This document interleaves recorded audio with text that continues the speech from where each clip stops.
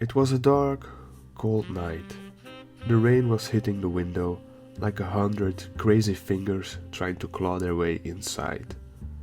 It washed away the filth that the city attracted like a mangy street dog attracts fleas. As a single beam of moonlight illuminated the room, the shadows dancing against the walls mocked me as I leaned back in my chair. For on this dank, moist evening, I yearned for a game. But not just any sort of game would do. Shuffling through my collection, seemingly fruitless, Lady Luck decided to deal me a good set of cards. Or maybe it was the detective in me stirring for a mystery to solve, a desire to connect the loose strings, to connect the dots. And the god of rainy nights and dark alleyways provided. The game I had found was Chicken Police painted red. I just love the old film noir vibe with its stylish settings in dark cities, threatening alleyways and misty streets. A story woven into a perfect blend of melancholy, cynicism and paranoia. The hard-boiled detective, the femme fatale, and the gloomy city filled with shady characters. Gotta love it. Chicken Police manages to hit off all the right checkmarks of this noir style, as you could call it, with the extra twist that all the characters in the game are animals. Or humanoid animals to be precise. And if we are being brutally honest, most characters are human bodies with an animal head photoshopped on them. And it works. It just works. I would even say it adds to the experience. If the characters were human, the game wouldn't be as interesting. The anthropomorphic animal thing has been done before in stuff like Zootopia and Beastars. Watch that anime, that's good shit. But seeing the atmosphere of the noir vibe intermingled with the intrigues and politics of these different animal species packed into this city, Clawville, trying to survive the daily grind is quite an interesting concept on its own. You fill the raincoat of Sonny, a cock. A rooster, okay, you fucking weirdos. Sonny is a cop that was placed off duty after an incident. He's a mean, cynical son of a bitch with a heart of gold, although he manages to hide it well. So, Grizzly Noir Detective, check. Sonny ends up working on a case to find out who is stalking and harassing a famous and beautiful dancer who also happens to be the sweetheart of the local mob boss. Femme fatale, check.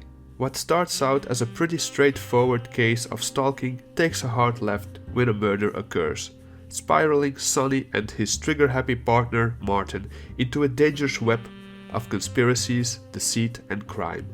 The actual plot, while not award-winning material, keeps you interested as you follow the trail of breadcrumbs, and it just keeps oozing that sweet noir vibes. Plus, like I mentioned before, adding the intrigues and politics of this strange animal/human hybrid world to that mix certainly adds a lot of flavor to the story. For a linear visual novelish game, Chicken Police does a fair bit of world building. You can actually learn a lot about the history and motivations of the characters through the dialogue, but Sonny also keeps a little book where he writes down all the clues he finds, but he also has a detailed bio of the characters he meets along with short info sections that are filled with historical, political and social information about Clawville and some other countries in this world referred to as the Wilderness. Sonny is pretty thoroughly with his little hint book, it's almost an encyclopedia. All this helps the game a lot and fleshes out the story a lot more for those who wish to know more. Gameplay wise, it's a visual novel with a few puzzles, and by a few I mean not a lot at all. They can be annoying when you have to find or trigger an object that blends too much in the background, but aside from one puzzle that didn't really make sense to me, I didn't really have any problems. The main active gameplay though takes place in the shape of an interrogation minigame, where Sonny questions certain characters. Before the minigame starts, Sonny will give his opinion about the person he'll question, and you will have to use that to choose the best suited questions to ask. For example, if Sonny mentions the suspect is arrogant, then it might be smart to ask questions that also stroke the ego, or the exact opposite in hopes the suspect might slip up. The better your line of questioning is, the more information you'll get, and the higher your detective score will be at the end. It's an interesting way to go about questioning people, but the game is far too forgiving. There's no real penalty for sucking at interrogation besides a bad score. The story continues nonetheless. A bit too forgiving for a gritty detective noir game, right? Oh yeah, there's also a shooting minigame that happens like twice in the entire game, and it sucks balls. Luckily it's short and easy, plus I understand why they added it. Shootouts are just a part of it. Detective noir shootouts in rainy streets? Check. Shame the controls and aiming is crap.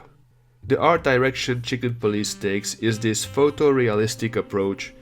The dark gloomy background clashing with bright neon signs showered in an everlasting rainy night really hits up a notch for the mood. Okay, let's review our case here. Chicken Police Painted Red is a stylish detective noir visual novel game that's filled to the brim with atmosphere and a healthy dose of dark humor.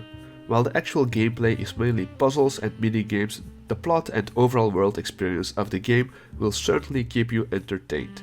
This is like one of those indie games that turns out to be a real gem.